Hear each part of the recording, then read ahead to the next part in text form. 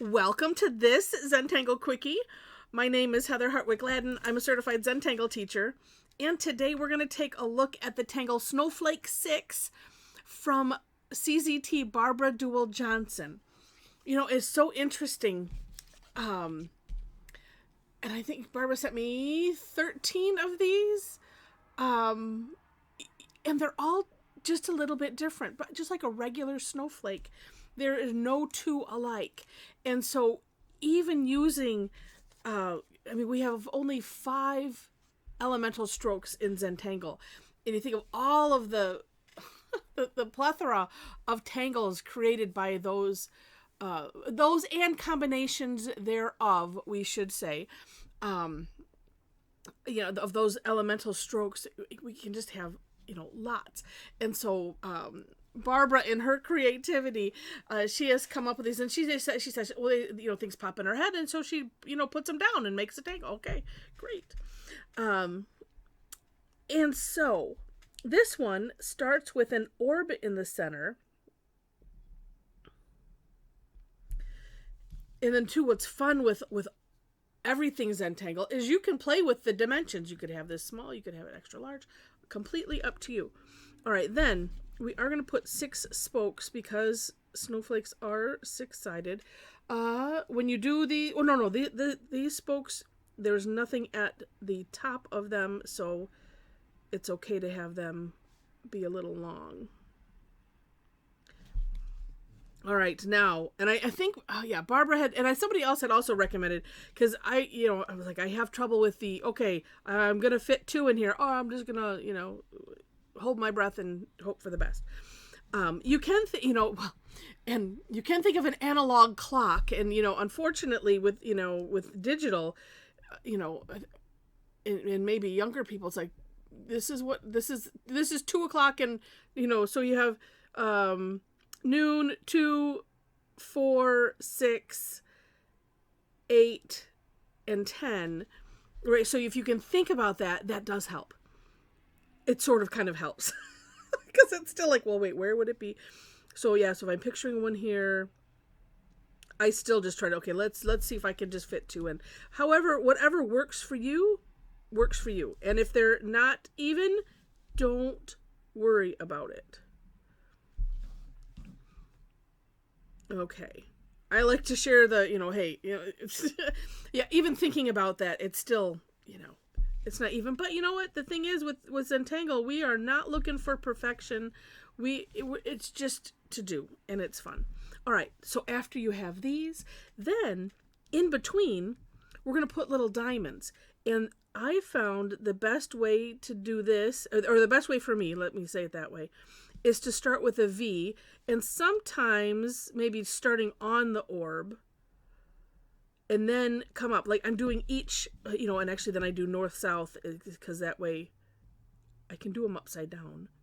But yeah, sometimes starting from the orb, but doing each line separately versus, making it all in one stroke type of thing. And sometimes I start from here, sometimes I start from the orb. The pen can't decide what it wants to do. One thing also with having the direction of the tile, having it facing you, it does help to make things, that's a neat looking one, kind of radiate out evenly. So that's one, another benefit to doing it this way, and then turning the tile. So just doing north and south turn, so that way you're always working in that direction. Because then the likelihood that these look like they're all pointing out nicely is increased. Okay, then on the ends of all of these, we're just going to put a straight line up, and then one to each side like that. And if the step outs are the step outs, if you wanted to combine the diamond in that, while you're in that position, of course, that's completely up to you. All right. Then on these initial spokes, we're going to put some little V's, and you can put them kind of wherever you want. I was aiming, especially if I have these nicely done. Let's go to this one. So I can essentially aura that angle, aura this angle, just sort of. It makes it fit nice. And then the ones that don't, just don't, and that's okay. And am I... Oh, no, you know what? I was incorrect in my first statement. Sorry. I said, oh, we're not putting anything on top of those. Yes, we are. I didn't look down far enough and wasn't going... yeah, and my memory is apparently failing. Because I'm like, oh, no. Sheesh. All right. So, yes, on the top of these... Oh, and so and if you ended up making them too long, one thing you can do, well, let's do it the way we were doing these. Okay, these are all going to be fatter than those just because. I'm going to start out with the V. I would have liked them more slender, but you know what? It doesn't matter. It's all good. It's all good. But if you end up where you have like some of the stick coming through, use the fill in. Just fill it in, or fill in half of it, whatever works for you. It's the best course correction ever because nobody will know. I lucked out and didn't put them completely, those lines completely to the end. I wanted to make it bigger than I thought. But always remember the course corrections, and then don't let whatever happens hang you up while you're tangling. Just mental note, okay, like a bookmark. Mental note, and then keep going. And that's that. Okay. I like the way Barbara shaded this, and so I'm going to do the same. I actually did it the opposite direction in on my step out, and I am just picking one side and I'm sticking to it. I'm not worried. Generally we don't worry about light source and all that. If you're familiar with that, if you're feel free to use that. And I share it because I don't, it's one of those, we don't need to get stressed out about, I want to make sure to do this just right. Now, we don't worry about that in Zentangle. But then, and then on the other hand of that thought, for those that, that understand that and do it just naturally, I don't want you to feel like, I can't do that. Of course you can. You can do whatever you want.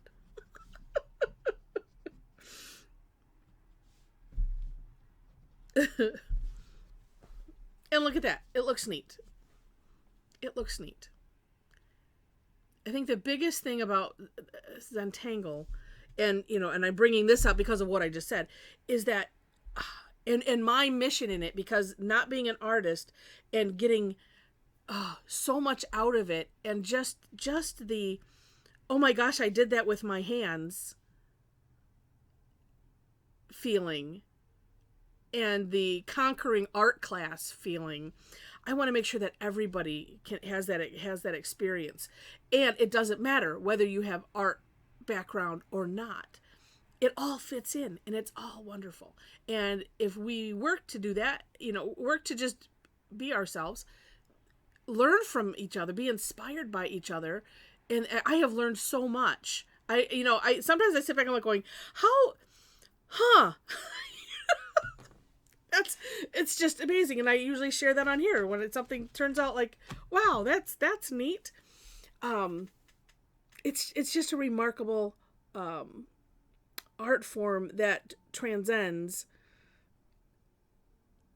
probably, and I know from listening to Rick and Maria, it has transcended what they originally thought of, which was just a way to teach meditation through art. And some of us have found both through it, and so many other things. So it's just a wonderful art form. Thank you so much for for listening and watching and having fun with me. And if you enjoyed it, I would love it if you click the like button. And also, if you liked it enough to see more and you haven't done so yet, would love to have you be a subscriber to the channel. Feel free to leave comments, share it, all of that. I appreciate any and all of those activities, as it speaks to the algorithm and helps to spread the word of the channel. And again, I appreciate that. In the description section, you will find links to the step outs. I always do my own version of, because that's how we were trained. And do your own, share your own work of, somebody else. But then, linking to Barbara, so that way, and I will try. I should be able to link this to, I'll find it on her Pinterest, because I think she has them all posted there. That way you can connect with her. That's the biggest fun with doing this, is just being able to, to connect with, people that are creating amazing tangles. And then, you can follow them yourself, and, it's just great. Below that is, you will find my Linktree link, and on there is links to everything. So website where you can follow my blog, Facebook page where you can follow me there for daily tangle, class postings, other fun things. And if you are on Facebook and you want to join in a great, I'm going to change the way I say it. If you want to join the party, because that's kind of what it is sometimes, we would love to have you. There are 4 questions you must answer in order to gain entry. And we just have an amazing group of tanglers that have been gathering over the last, I don't know how many years, and it's just so much fun. So come and join us there. Also, there I have some links there for other places you can find where I post classes. So if you're not on Facebook, you can follow those other places. On my website, I do have a list. I just have not yet made it so I'm like making announcements from my webpage, or even a place except for the other places that I post, where you could sign up for notices. So at some point I will get to working on that if it's possible. All right, so let's see. Oh, and just by the way, the classes I do are on Tuesdays and Thursdays. A lot of them are free. Thursdays always free, unless there's some weird schedule issue. I keep them on those days. I keep them at the same start times. On Tuesdays, there's one free session on the 3rd Tuesday, and then the other ones are paid, or one is exclusively for my club members. And all that information is on the Linktree. So with that, thank you so much for watching, and I wish you happy tangling.